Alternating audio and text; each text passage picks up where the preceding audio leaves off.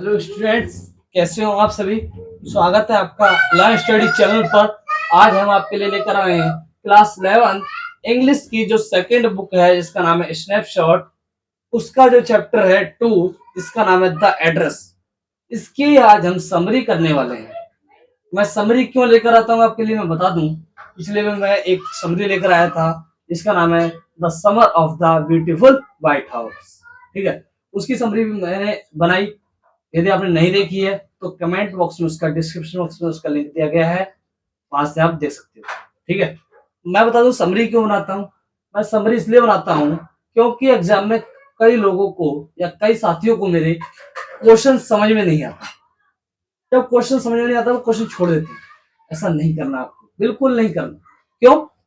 यदि आपको कोई क्वेश्चन समझ में नहीं आता या आपको समझ में नहीं आता ये क्या कह रहा है या इसमें क्या करना है, कौन सा आंसर इसमें डालना है, ठीक है, और आपके जो आपने क्वेश्चन देखे नहीं वो क्वेश्चन आ जाते हैं, इसलिए आप कहते हो इसमें क्या आंसर डालें। उसमें आपको कुछ नहीं करना, बस केवल और केवल जो आपने समरी याद की है उस समरी को लगा दो। एग्जामिनर आपको आधा या 1 नंबर काट के पूरे नंबर दे देगा। जैसे यदि क्वेश्चन 3 नंबर का है तो एग्जामिनर आपको 2.5 नंबर या 2 नंबर तक दे देगा। तो भाई कौन से बुरे नंबर है? 3 नंबर में से 2.5 या 2। भाई जब हमने कुछ समरी पढ़ी और समरी पढ़ने के बाद हमें क्वेश्चन समझ में नहीं आ रहा तो हम ये नंबर ले लें, आसानी से प्राप्त हो जाएंगे। ठीक है, तो ध्यान रखना इस चीज को। आइए शुरुआत करते हैं बिना देरी के। ड्यूरिंग वर्ल्ड वॉर सेकेंड, मतलब द्वितीय विश्व युद्ध के दौरान की बात है। द जर्मन्स, मतलब जर्मनी की बात कर रहा है ये। द नाजी अंडर हिटलर, जो नाजी थे वो हिटलर के अंडर में थे, मतलब हिटलर के अधीन थे।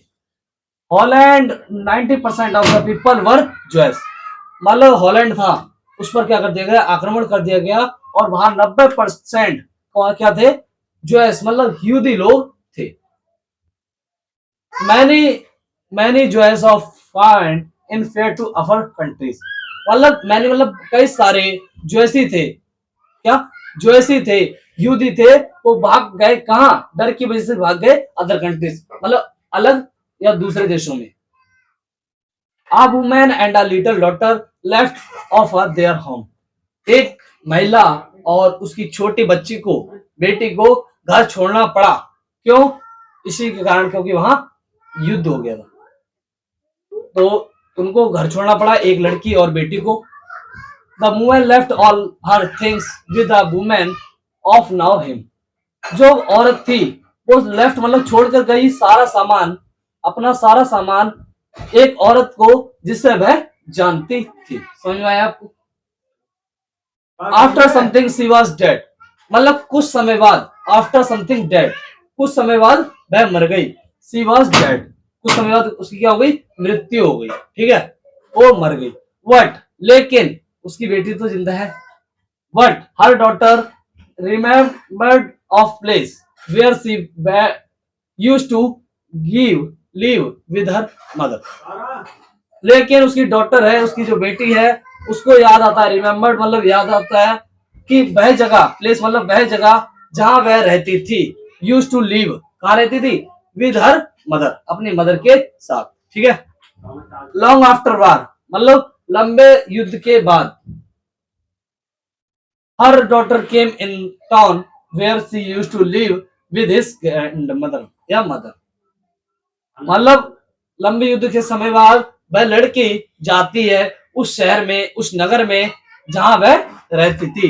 कहां रहती थी, अपनी माता के साथ, with his mother. Okay, she went to meet, मतलब वह चाहती है किससे मिलना, meet the boom woman her mother left all her things, वह उससे मिलना चाहती है जिसकी माँ, उसकी माँ जिसे सारे थिंग्स, सारा सामान छोड़कर गई थी।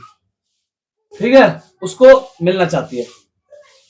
मिलती है तो वट, मिलना चाहती है, मिली भी, लेकिन क्या हुआ, वट द वुमेन, जो औरत है, रिफ्यूज द नाउ, मतलब पहचानने से मना कर देती है। क्या कर देती है, पहचानने से इनकार कर देती है। रिफ्यूज द नाउ, जो औरत थी जिसने सारा सामान लिया था उस लड़की की माँ का, वो उससे पहचानने से मना कर देती है। क्यों?